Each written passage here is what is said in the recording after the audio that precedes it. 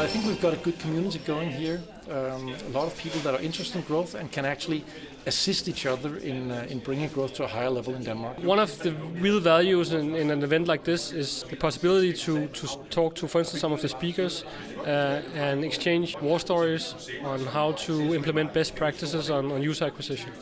So this was the third of the Nordic Growth Hacker events. We've now had 18 talks from interesting startups doing interesting growth tactics. People were engaging, just like the other times, asking lots of questions. And when we came to the pizza, you couldn't stop people talking. A huge focus area for us at the moment is our onboarding process and how to acquire users especially on Facebook, for our games.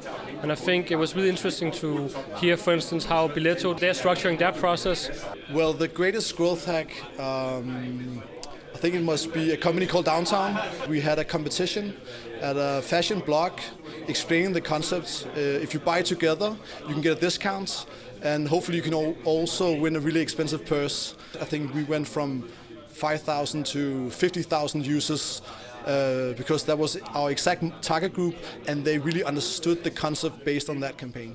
I think you see it working now. Take Anders from Billetto. I've been in an informal growth network with him for a couple of years. We've been discussing what are really the tools of growth, and how do you define the models and so on. He's come a long way. He's got a growth team now of 5 people, funded by a board of directors that believes in these growth models, and he's seeing results now. In my own company, we've been doing these things for a long time, but having interesting people to talk to just raises the level of ambition and the number of results we get. We're definitely more ambitious. We know that we're going to be on stage a couple of times too. We want to present good stuff. So it pushes the envelope in a very nice way. So at some point we had a very important launch, and we discovered that the supply chain could not follow through and deliver the desired quantities for the sales orders that we had. We tried to turn it around into an advantage instead and say, okay, the scarcity of the product makes it maybe more desirable.